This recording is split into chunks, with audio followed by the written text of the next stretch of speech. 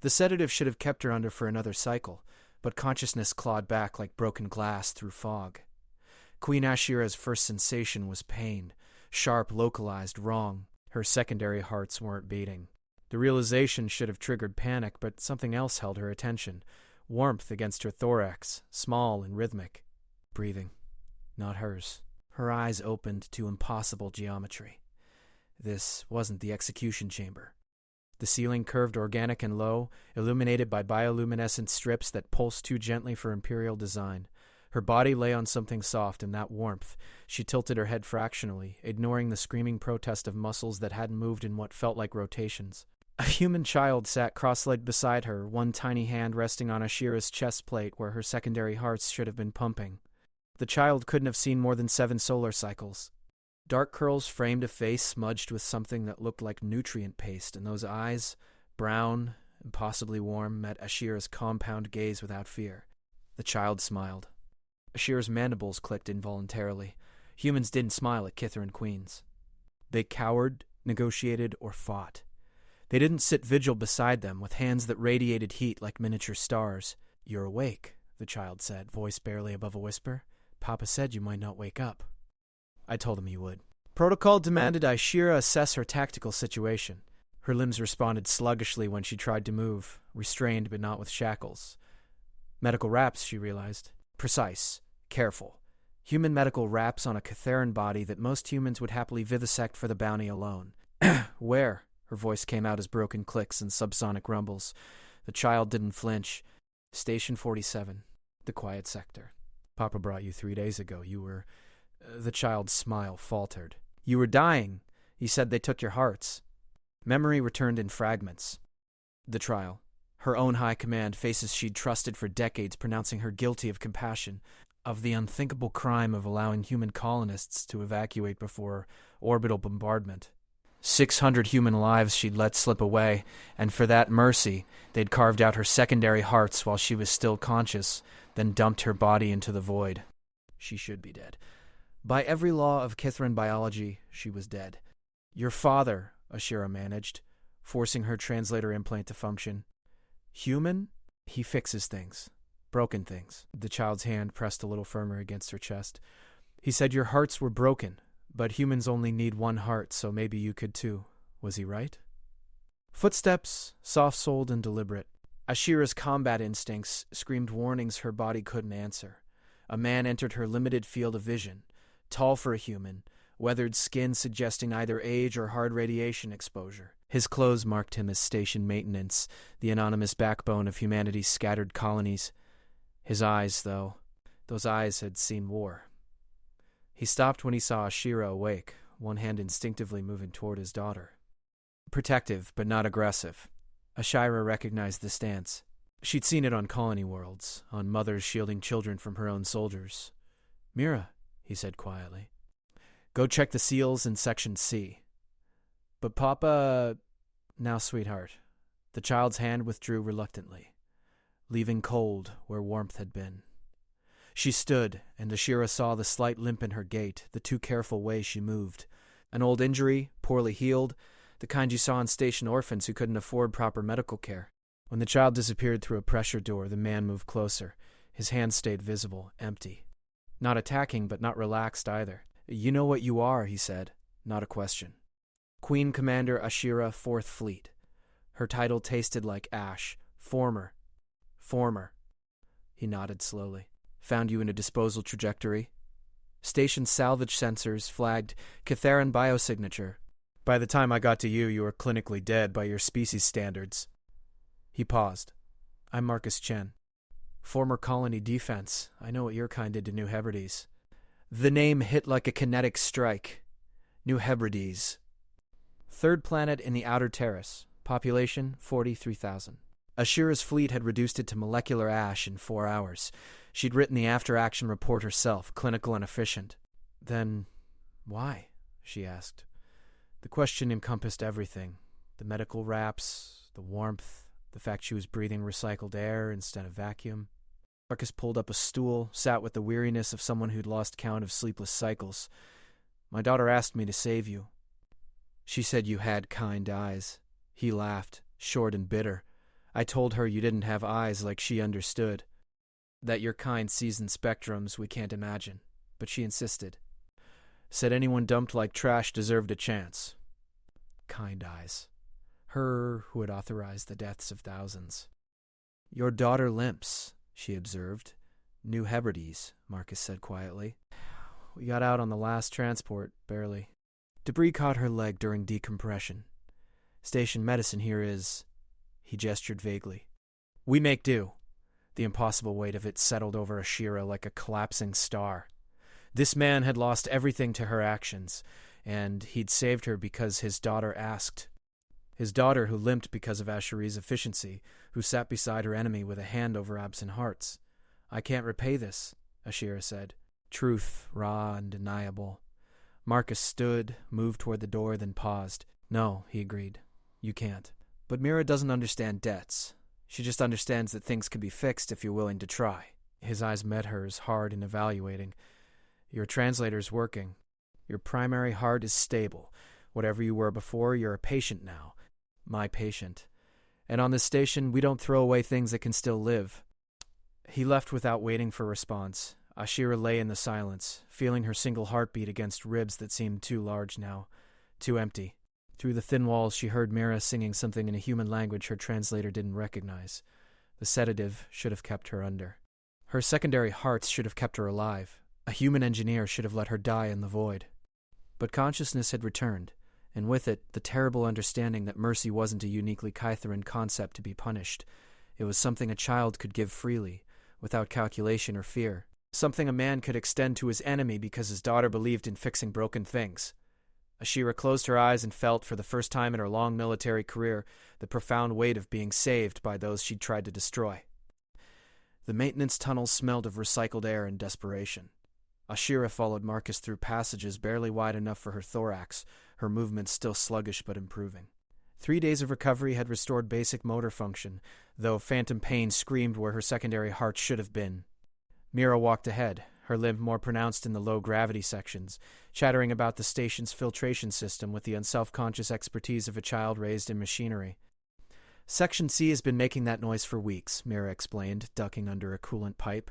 Papa says it's probably a bearing, but the requisition for replacement parts got denied again.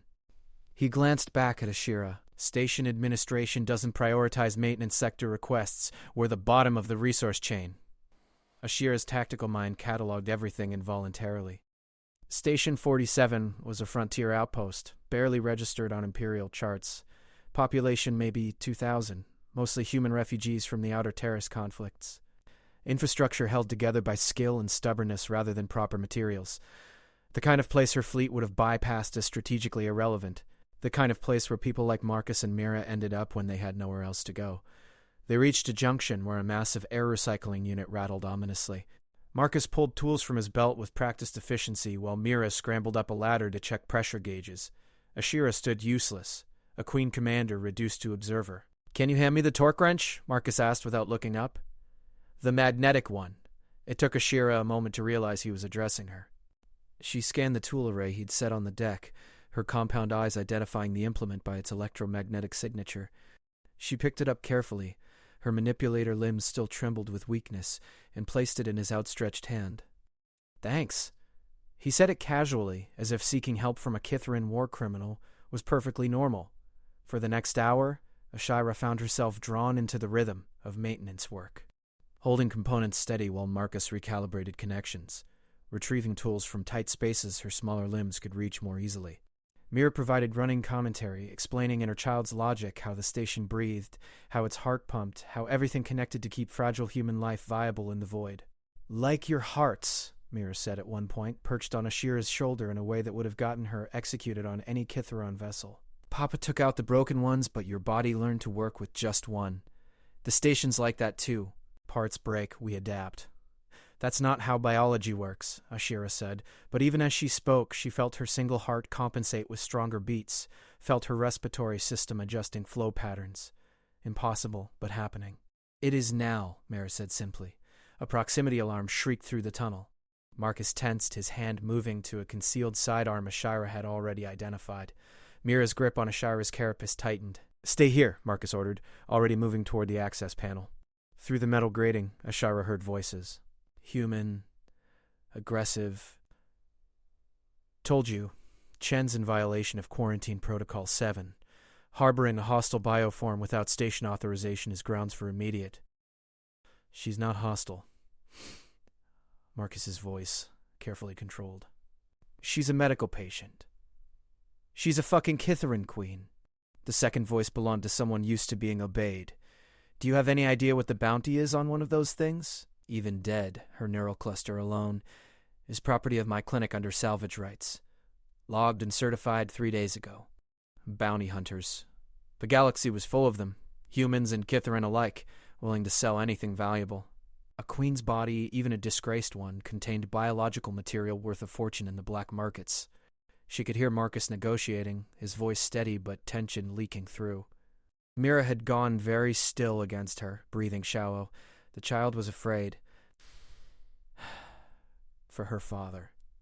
Mira, Ashira whispered, the ventilation shaft behind the recycler. Can you reach station security from there? Papa said not to move. Your papa is about to be arrested, or worse. You want to fix that? The child hesitated, then nodded. She slid from Ashira's shoulder and disappeared into shadows with the fluid grace of someone who'd learned to be invisible. Smart child, survivor's instincts. Ashira moved toward the access panel, her body screaming protests. She was unarmed, weak, barely functional, but she was still a queen commander who'd led fleets through worse odds. The panel slid open before she reached it. 2 men entered, both armed with plasma cutters, weapons disguised as tools, deadly at close range. Behind them, Marcus stood with hands raised, controlled fury in his eyes. Well, the taller bounty hunter said, grinning. The prize wakes up. This just got profitable. She's under medical protection, Marcus started. She's a war criminal. You're harboring her. That makes you an accomplice. The man's cutter hummed to life. We're doing humanity a favor. Station gets a cut of the bounty, you avoid prosecution, everyone wins. Except Marcus, who would lose his home. Except Mira, who would lose her father. Except the fragile ecosystem of this forgotten station where broken things learn to keep breathing. I surrender, Ashira said clearly. Her translator projected the words in both Kithaeron harmonics and human speech. To station authority. Under colonial salvage law, I claim medical asylum. The bounty hunters laughed. That law doesn't apply to enemy combatants. Actually, a new voice cut through the tunnel, sharp and commanding. It does, as of the new Geneva Conventions, ratified 6 months ago. A woman emerged from the shadows behind the hunters, her uniform marking her as station security. Behind her, 3 armed officers took positions with professional precision. Mira peered around the woman's leg, her small face fierce with satisfaction. Captain Rivera, the taller hunter said, his grin fading, this is a private salvage dispute. This is my station, and you're threatening one of my engineers with unlicensed weapons. Rivera's hand rested on her sidearm. The Kithaeron is registered under Chen's medical authority. You want to dispute that, file paperwork with the colonial court. Otherwise, you're leaving. Now. The standoff lasted 3 heartbeats. Then the hunters lowered their cutters, backing toward the exit with poorly concealed frustration. This isn't over, the tall one said. Yes, Rivera replied. It is. They left. The security officers maintained position until the tunnel was clear. Then Rivera turned her attention to Ashira. Her expression was unreadable, neither hostile nor friendly, just evaluating. Queen Commander Ashira, she said. I've read your service record.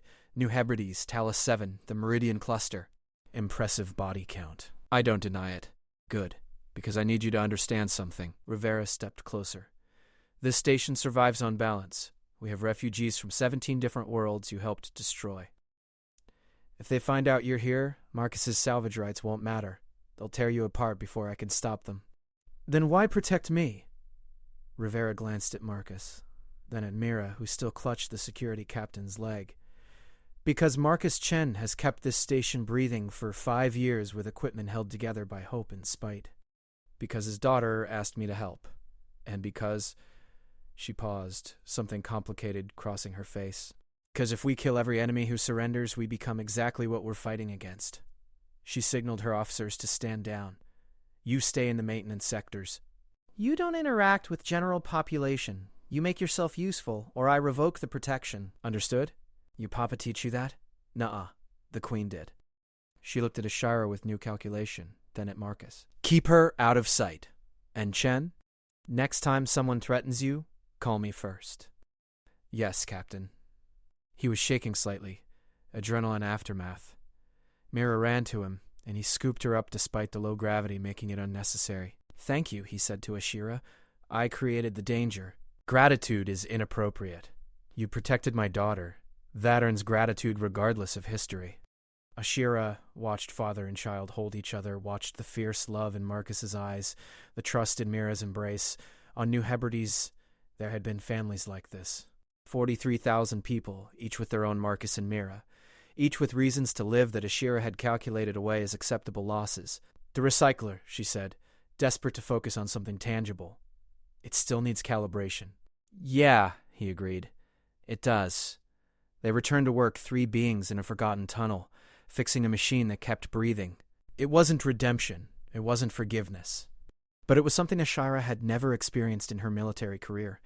It was being allowed to try. The hydroponics bay occupied Station 47's central ring, a green lung pumping oxygen into recycled air. Ashira had been working there for 2 weeks now, her manipulator limbs proving unexpectedly suited for delicate pollination work the automated systems couldn't handle. The other workers gave her wide berth, fear and hatred simmering beneath professional necessity, but they didn't actively interfere. Small mercies, Marcus called them. Ashira was learning to recognize those. The tomatoes are showing stress signs, she reported to Elena, the base supervisor. A compact woman with gray-streaked hair and hands permanently stained with soil. Nitrogen deficiency in Quadrant 7, Elena grunted acknowledgement without looking at her. Standard interaction. Ashira had learned to read human body language with tactical precision during the war. Now she used those skills to navigate the minefield of coexistence. Elena's hatred was pure and simple.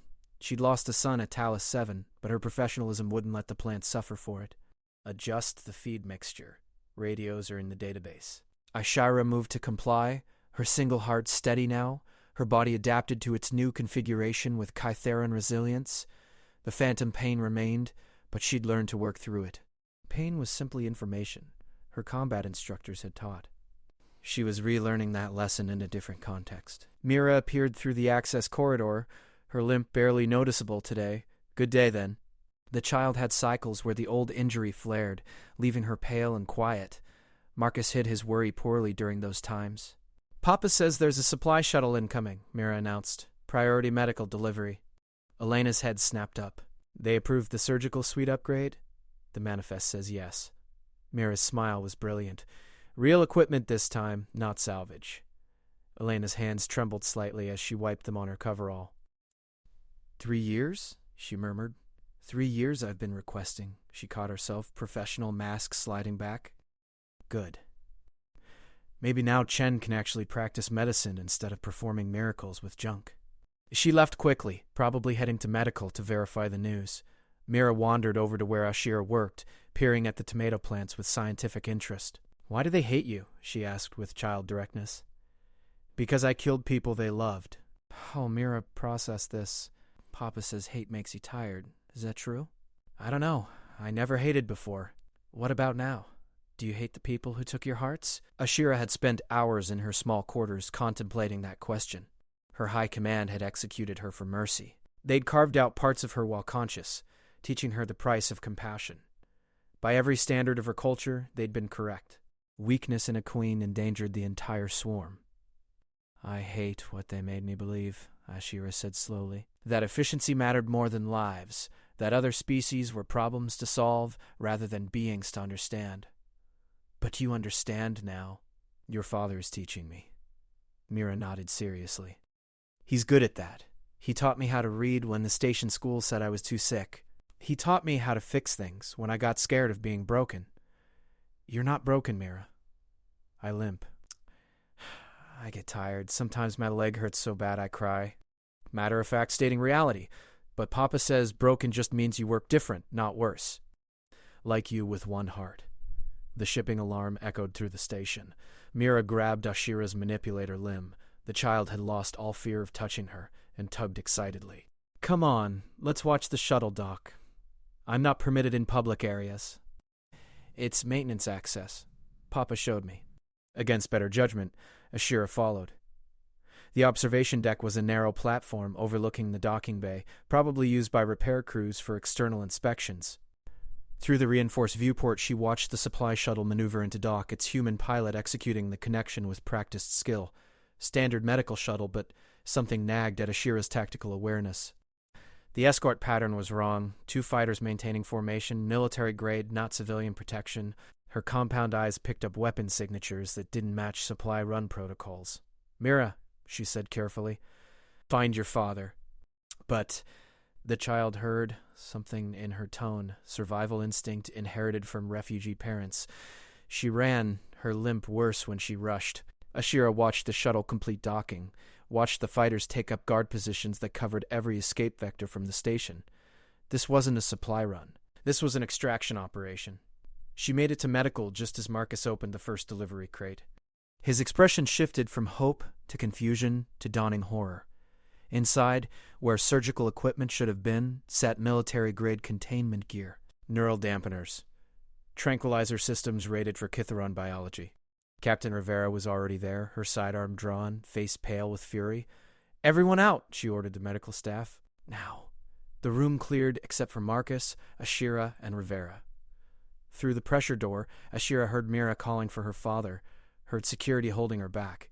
"They sold us out," Rivera said quietly. "Colonial administration traded medical supplies for bounty rights.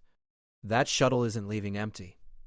Marcus looked at Asheria, and she saw the calculation in his eyes. The same calculation she'd made on 43 worlds. Numbers against numbers. His daughter's safety versus an enemy's life.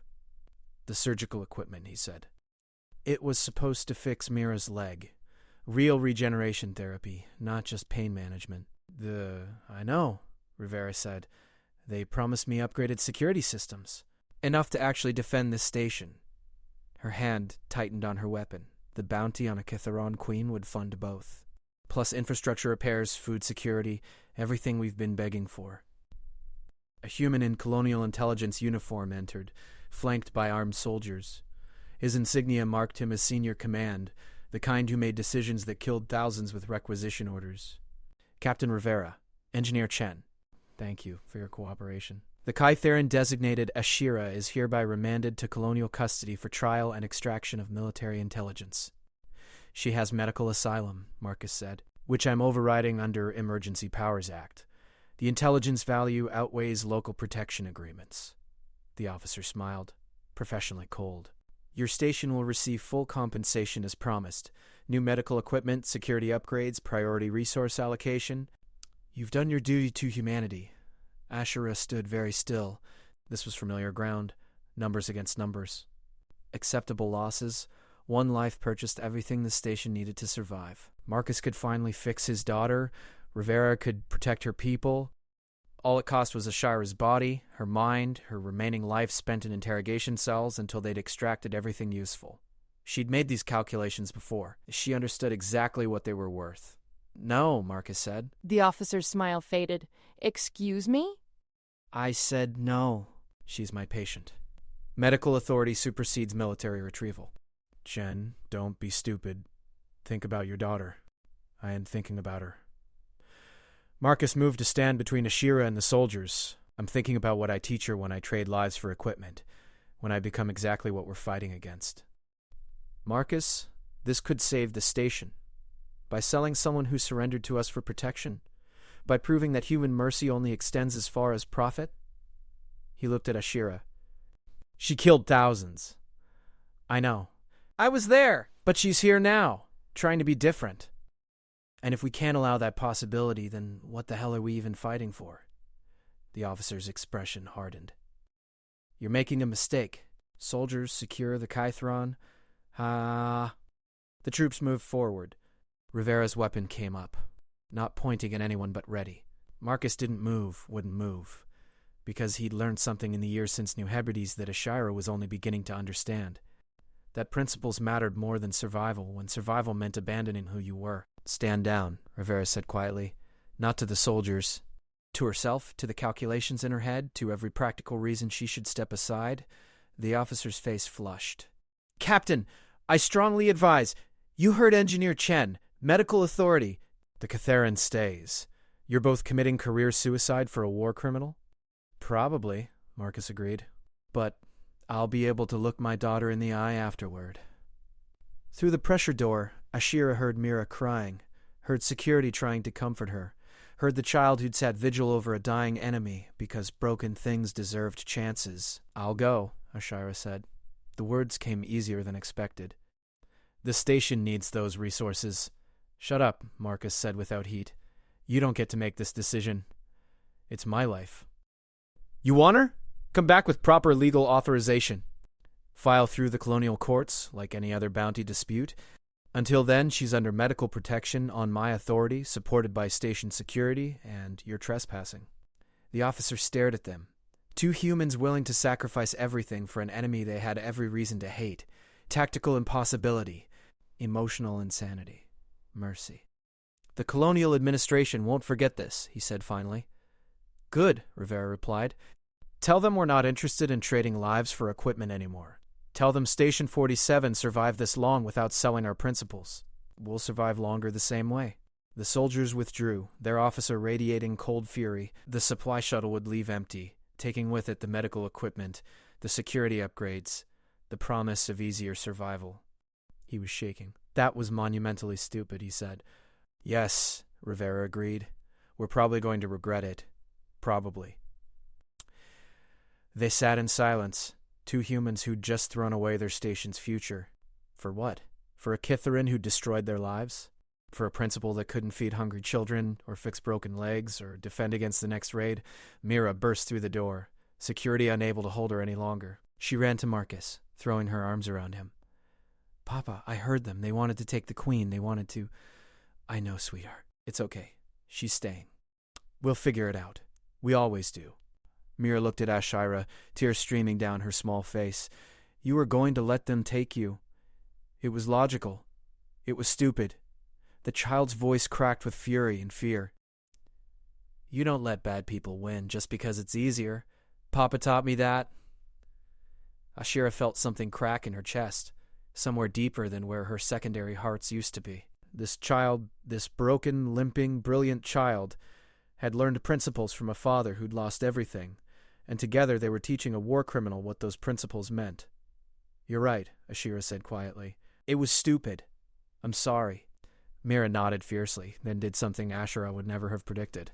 She crossed to where Ashira stood and wrapped her arms around her thorax, pressing her ear to where Ashira's single heart beat. You're not allowed to leave, Mira said. You're not fixed yet. In his eyes, she saw exhaustion and determination and something else. Not forgiveness. That might never come. But possibility. The chance that broken things could learn to work different. None of us are, Marcus said softly. That's why we keep trying. Through the viewport, Ashira watched the supply shuttle disengage, watched it carry away the easier path, watched Station 47 continue spinning, fragile and defiant, choosing difficulty over compromise. She had commanded fleets. She had calculated acceptable losses. She had reduced worlds to ash with efficiency that would have made her ancestors proud. But she had never understood, until this moment, what it meant to be worth saving. The retrofit took 8 days in every favor Marcus had accumulated in 5 years of station maintenance.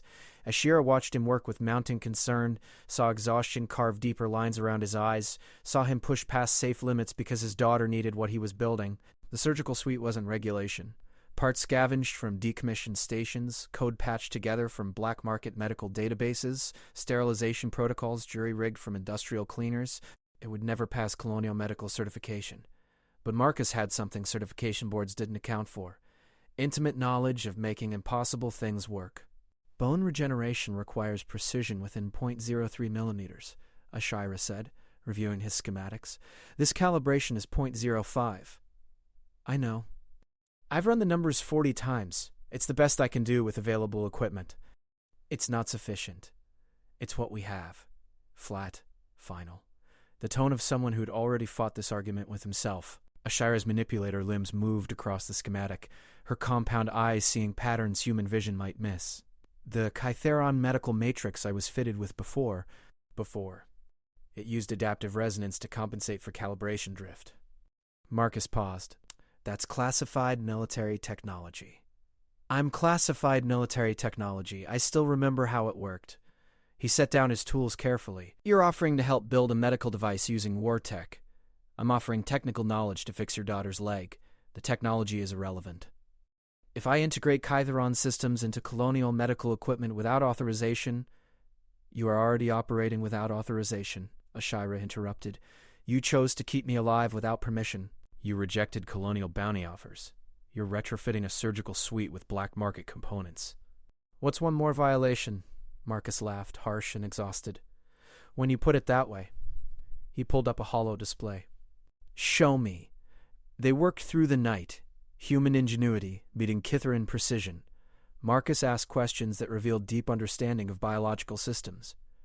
Ashira translated concepts between wildly different technological frameworks. Somewhere around the 4th hour, she realized this was the first time since her execution that she'd used her command training for creation instead of destruction. It felt strange. Good, but strange. The resonance chamber needs higher frequency range, she explained, adjusting the hollow model. Human tissue regenerates differently than Kytheron chitin, but the underlying principles are the same. Cellular scaffolding, guided growth, precision energy application.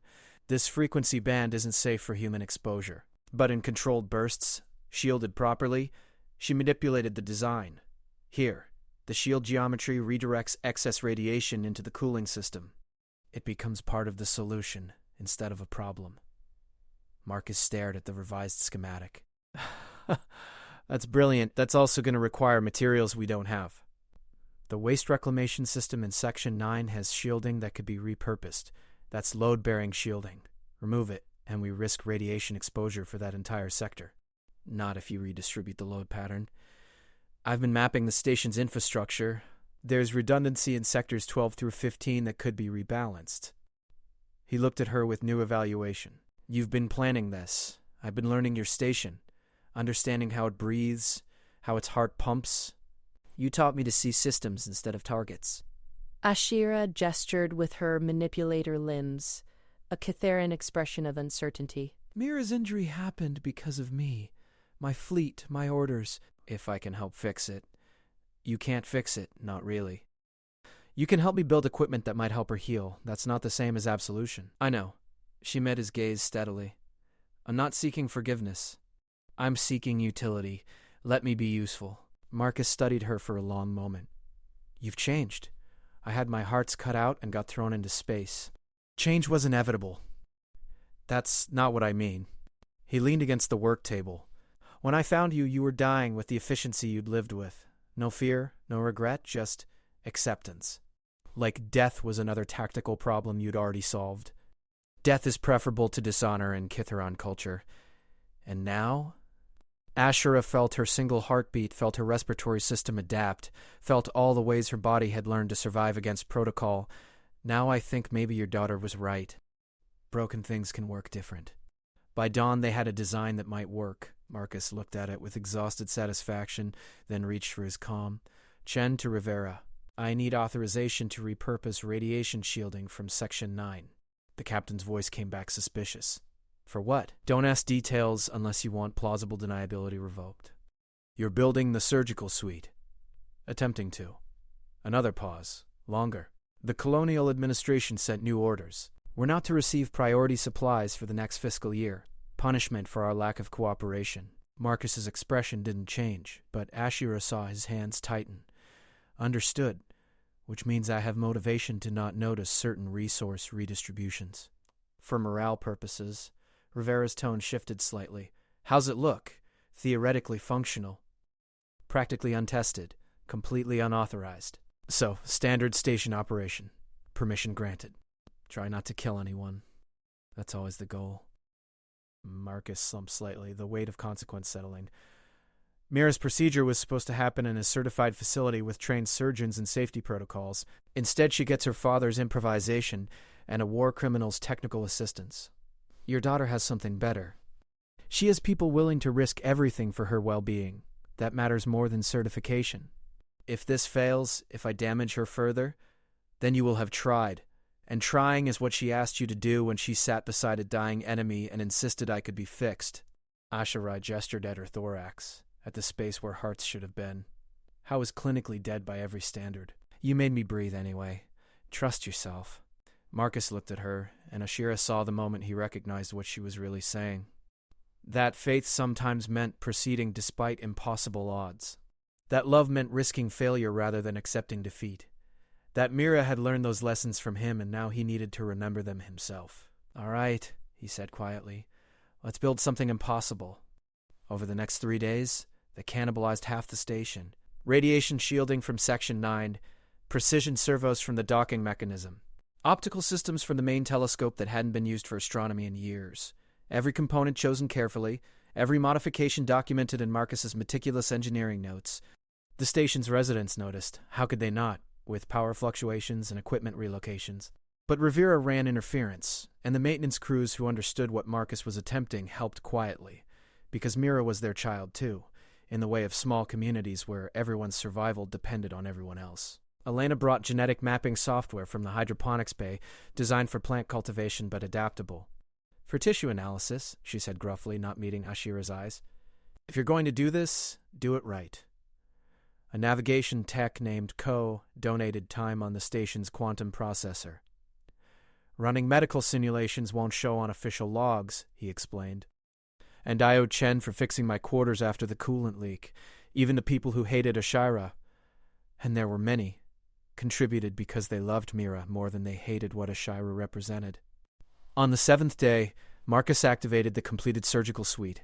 The equipment hummed to life, all systems showing green. The adaptive resonance chamber synchronized properly. The precision servos tested within tolerance. Against every reasonable expectation, it worked. Mira stood in the doorway, smaller than usual in a medical gown. She looked at the improvised surgical suite, at her father's exhausted face, at Ashira monitoring the readouts. "Will it hurt?" she asked. "Yes," Marcus said honestly, "but less than living with pain forever." "Okay." Mira's voice was very small. "I'm scared, Papa." "Me too, sweetheart." Saw him pause, taking deep breaths, fighting the terror of every parent facing their child's suffering. "I'll monitor the neural feedback," Ashira offered. "My sensory range can detect variants human equipment might miss." Marcus nodded gratefully. They'd practiced this, run simulations, prepared for every contingency they could imagine. But theory and reality were different, and Mira's trust in her father's improvised genius was about to be tested. The procedure began. Ashira watched Marcus work with a precision born from desperation and love, watched him guide growth stimulation through damaged bone with hands steadier than she'd ever seen them. Her compound eyes tracked cellular response, her translator called out measurements, her tactical mind repurposed for healing instead of harm. 3 hours. 4. Mira stayed conscious. Marcus wanted her aware in case anything felt wrong, and the child bore it with courage that humbled Ashira. When pain made her cry, Marcus talked her through it. When exhaustion made her want to quit, he reminded her she was stronger than broken things.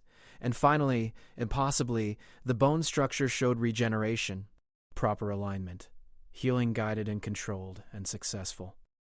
Marcus stepped back from the platform, staring at the readouts like he didn't trust them. Ashira double-checked every measurement, ran analysis through 3 different systems. "It worked," she said, unable to keep wonder from her voice. "Marcus, it worked." He made a sound between a laugh and a sob, then very carefully helped Mira sit up. Her leg was stabilized in a regeneration cast, but the pain lines around her eyes had eased. "How do you feel?" he asked. "Tired. Sore. But different sore. Not broken sore." Mira looked down at her leg with awe. "You fixed me, Papa." "Team effort." "Thank you," she said seriously, "for helping." Ashira felt her single heart miss a beat. This child, who limped because of Ashira's efficiency, who lived on this desperate station because Ashira had destroyed her home, was thanking her. Not forgiving, maybe never forgiving, but acknowledging that even enemies could choose differently. "You're welcome," Ashira managed.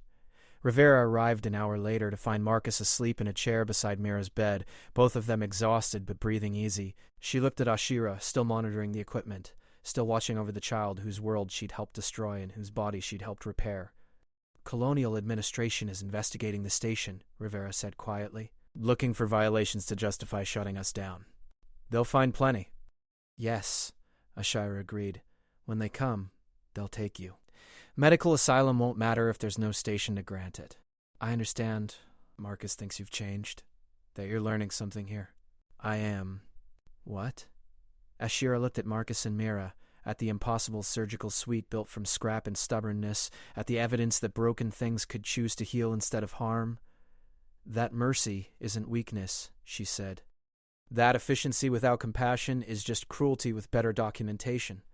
That the lives I calculated as acceptable losses were people like Mira, who deserved chances I never gave them. Rivera nodded slowly. And if you could go back, if you could command your fleet again knowing what you know now, I would make different choices. I would fail my culture's expectations of strength. I would be executed for weakness. Ashira's mandibles clicked softly. And I would accept that consequence because some things matter more than survival. Like what? Like being able to look at a child whose life you saved and mean it when you say you're welcome? The captain studied her for a long moment, then turned to leave. At the doorway, she paused. When the investigators come, I'll tell them you've been essential station personnel, that we need your expertise for critical systems. It won't stop them, but it might buy time. Why? Rivera glanced back at the sleeping pair. 'Cause Marcus is right. If we can't allow people to change, we're just fighting to become better monsters. She smiled without humor. Besides, you're the only one who understands how that surgical suite actually works. We might need it again. She left. Ashira returned to her monitoring, watching Mira's regeneration progress with an intensity that had once been reserved for tactical analysis. Outside the medical bay, Station 47 continued spinning through the void, damaged and defiant, choosing difficulty over compromise. And in that small room, a Kytheran war criminal kept watch over a human child, learning through the steady rhythm of healing what it meant to be worth the mercy you'd been given. The investigators arrived 3 weeks later with the efficiency of bureaucracy determined to prove a point. 5 officials, armed escort, authorization to audit every system and examine every resident. Captain Rivera met them at the airlock with professional courtesy that didn't quite hide her contempt. Ashira watched from the maintenance observation deck, her assigned territory, as the officials began their inspection. She'd been helping Marcus recalibrate the power distribution network. The surgical suite's operation had stressed the already fragile infrastructure when Rivera had sent the warning. They'll find violations, Marcus said, working beside her with the focused intensity he'd maintained since Mira's surgery. His daughter was healing beautifully, the regeneration exceeding every projected timeline, walking without pain for the first time in years. The child's joy had become the station's defiant symbol. They came here to find violations, Ashira corrected. They would create them, if necessary. Probably. He didn't look up from the power junction. Rivera's planning to stonewall them. Make every inspection take as long as legally permissible. Buy time for something. What? I don't know. Hope. Maybe. That's what we run on here. The inspection process was thorough and deliberately antagonistic. The officials found every improvised repair, every non-standard component, every creative interpretation of safety protocols that kept Station 47 functional. They documented power redistribution that shouldn't work, atmospheric recycling that violated colonial standards, and medical equipment that existed in complete defiance of certification requirements. They found the surgical suite on day 2. Marcus was required to explain its construction, component sourcing, and operational parameters. Ashira watched the interrogation through security feeds, saw Marcus defend his work with calm precision while knowing it would condemn him. Unauthorized medical experimentation on a minor, the lead investigator said, voice dripping professional disapproval. That alone is grounds for criminal prosecution. The procedure was successful. Protocol exists for reason. Protocol said my daughter would wait 18 months for treatment we couldn't afford. She was in pain every day. I found another way, using stolen components and illegal technology assistance from a Kytheron war criminal. Marcus's expression didn't change, but Ashira saw his hands tighten. I used available resources and expert consultation. The source is irrelevant. The source is everything, Engineer Chen. You harbored an enemy combatant, violated quarantine protocols, and utilized hostile alien technology to perform unauthorized surgery. The investigator leaned forward. You're finished. This station is finished. We'll be recommending immediate closure and redistribution of all residents to certified facilities. Rivera's voice cut across the channel. Under what authority? Colonial Safety Standards, Section 47, Subsection 9. Critical infrastructure failures constitute immediate hazard. Somehow we survived. Luck isn't policy. The investigator smiled without warmth.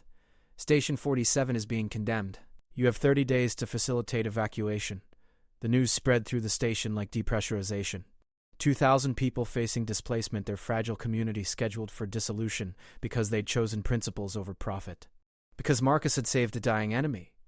Because a child had believed broken things could be fixed. Ashara found Mira in the hydroponics bay, sitting among the tomato plants, her newly healed leg drawn up against her chest. No limp now, just a child processing the end of her world. "Papa says we have to leave," Mira said when Ashira approached. "That the station is closing." "Yes." "Because they hate that we helped you." "Yes." Mira was quiet for a long moment. "I'm not sorry we did it. Your father will find work elsewhere. You'll have better medical care, better education." "I want home." Mira's voice cracked. "This is home.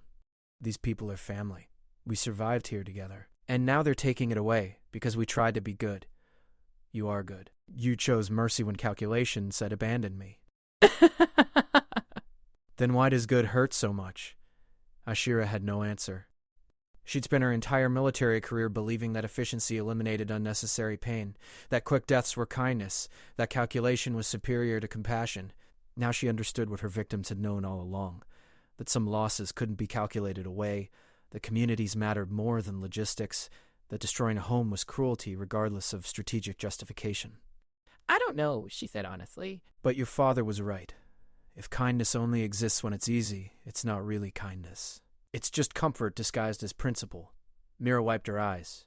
"The Queen taught me that word, principle. Papa says it means doing right even when it's hard."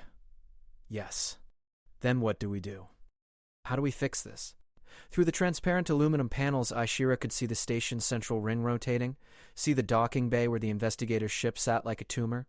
She thought about strategy, about tactical problems with impossible parameters, about the years she'd spent finding solutions when surrender was unacceptable. She'd been trying to be useful, to be worth saving, but usefulness wasn't the same as accepting defeat. "We fight," Ashira said.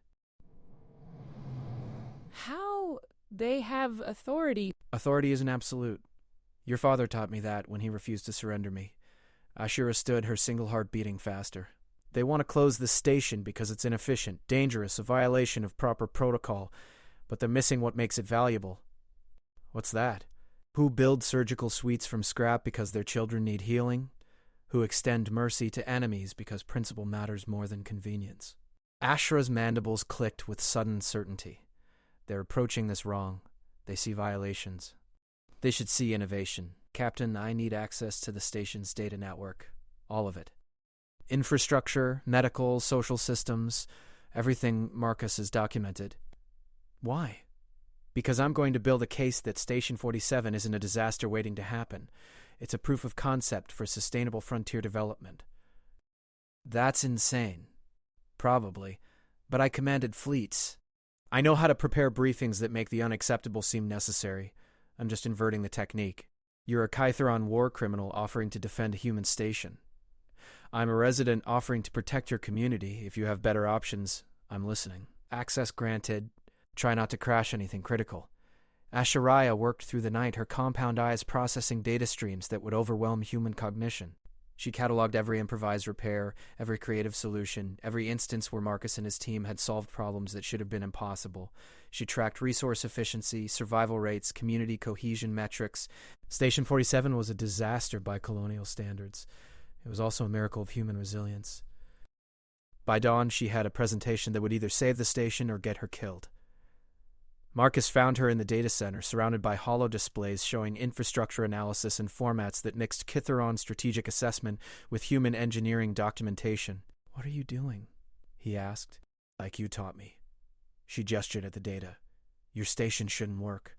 By every standard, it should have failed years ago, but it hasn't, because you've developed techniques that solve frontier survival problems colonial engineering doesn't address. They'll never accept an analysis from you. I'm just providing the framework." She pulled up a comparative analysis. "Look, resource efficiency compared to certified stations of similar size. You're operating at 70% the cost with equivalent safety records. We cut corners. They'll say we're lucky.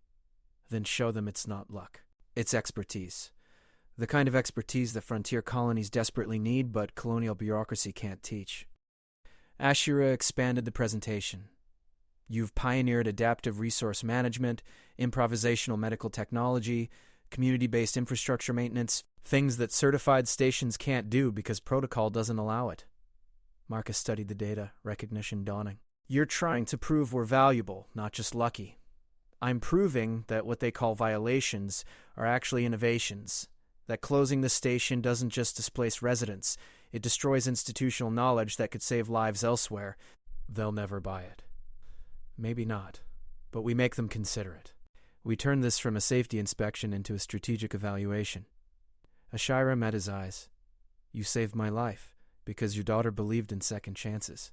Let me try to save your home because I believe in what you've built here. Marcus looked at the analysis for a long moment, then started making modifications. Adding context, translating Kithron's strategic frameworks into human operational language, building the case that Station 47 was a prototype rather than a problem. They worked through the day, joined by Rivera and then by other station personnel who understood what was at stake. Elena contributed agricultural efficiency data, co-provided navigation optimization studies. Even the people who hated Ashira contributed because saving the station mattered more than their hatred. By evening, they had something extraordinary. A comprehensive analysis demonstrating that Station 47's violations were actually breakthrough techniques in frontier survival, that Marcus's improvised medical suite represented adaptive technology that could revolutionize emergency care in resource-limited environments, that the community's resilience offered models for colony development that certified bureaucracy couldn't match. It was brilliant, comprehensive, and completely dependent on accepting analysis partially developed by a Kitharon war criminal. They'll reject it on principle, Rivera said, reviewing the presentation. Once they know you contributed, this is Marcus's work. I just helped organize it. That's a lie. It's strategy. The information is accurate, the source is tactically irrelevant. Marcus shook his head slowly. If we hide your contribution and they find out, it destroys our credibility. If we reveal my contribution, they reject everything without consideration. Choose the option that gives your station a chance. The lead investigator agreed to review their presentation with obvious skepticism. The entire station gathered in the common area, watching via security feeds as Marcus walked through their case. Ashira monitored from the maintenance deck, unable to be present but tracking every reaction. Marcus was brilliant. He presented data with engineers' precision and defenders' passion, showing how necessity had driven innovation, how community had enabled survival, how what looked like chaos from outside was actually sophisticated adaptation. He showed them a station that shouldn't work but did, and he challenged them to explain why that wasn't valuable. The investigators listened with bureaucratic impassivity. When Marcus finished, the lead official spent several minutes reviewing the analysis, then looked up with an expression Ashira couldn't read. This is impressive work, Engineer Chen. The analysis is thorough, the data compelling. If accurate, it suggests Station 47 has developed techniques worth studying. Then the investigator continued. However, it doesn't address the fundamental issue. You violated protocols. You harbored a hostile combatant. You performed unauthorized medical procedures. Regardless of outcome, these actions demonstrate judgment incompatible with station authority. So you're still closing us down, Rivera said flatly. I'm recommending Marcus Chen be removed from station operations and relocated to a colonial research facility where his expertise can be properly supervised and developed. As for Station 47 itself, the investigator paused. That depends. On what? Marcus asked. On whether the Kytheron who helped develop this analysis wants to defend it personally. The room went silent. Through the security feed, Ashira saw every face turn toward cameras, toward maintenance sectors, toward where they knew she was watching. The investigator smiled coldly. Your analysis is partially derived from Kitharon's strategic frameworks. Any competent reviewer will recognize that. So either you admit to receiving enemy assistance and invalidate your credibility, or we bring in the war criminal who's been hiding in your maintenance tunnels and let her explain how Kytheron methodology supports human survival. It was a trap. Elegant, simple, designed to destroy them regardless of choice. Admit to Ashira's contribution and prove they couldn't be trusted. Deny it and have the lie exposed during verification. Either way, the station was condemned. Ashira stood, her single heart steady, and walked toward the common area. Every corridor she passed through represented choices. Marcus's choice to save her, Mira's choice to believe in her, Rivera's choice to protect her, choices that had taught her what mercy meant, what community meant, what it cost to care about something beyond efficiency. She entered the common area, and 2,000 people watched a Kithaeran war criminal walk among them, watched the enemy who destroyed their world stand before the investigators who wanted to destroy their home. "I am Queen Commander Ashira," she said, her translator projecting clearly. "I contributed to the analysis you reviewed. The strategic frameworks are mine. The conclusions are accurate." So Engineer Chen did receive enemy assistance. He received expert assistance from a station resident. My military background is irrelevant to the validity of the analysis. You authorized mass casualties. Why should we trust anything you contribute? Ashira felt every eye on her, hatred, fear, desperate hope. She thought about New Hebrides, about the 43,000 lives she'd calculated as acceptable losses, about how one of those lives had been a girl named Mira, who would have died without ever teaching anyone what mercy meant. "You shouldn't trust me," she said. "You should verify my analysis independently. Examine the data, test the conclusions, prove whether the techniques Station 47 has developed are valuable or dangerous. That's what responsible authority does. It evaluates information regardless of source. Responsible authority doesn't take advice from war criminals." "Then you're not evaluating information. You're enforcing ideology." Ashira stepped forward, her manipulator limbs spread in a Kithaeran gesture of openness. "I commanded fleets. I destroyed worlds. I was efficient, ruthless, and, by my culture's standards, successful. I calculated acceptable losses and sleep schedules with equal precision." She gestured toward Marcus, toward Mira watching from her father's side. "Then this man saved my life because his daughter asked him to. He taught me that acceptable losses are real people who deserve chances, that efficiency without compassion is cruelty, that broken things can learn to work different." Touching story. Doesn't change what you are. "No," Ashir agreed, "but it changed what I'm trying to become. And if you can't allow that possibility, if you can't separate information from source or principle from prejudice, then you're making the same mistake I made for decades."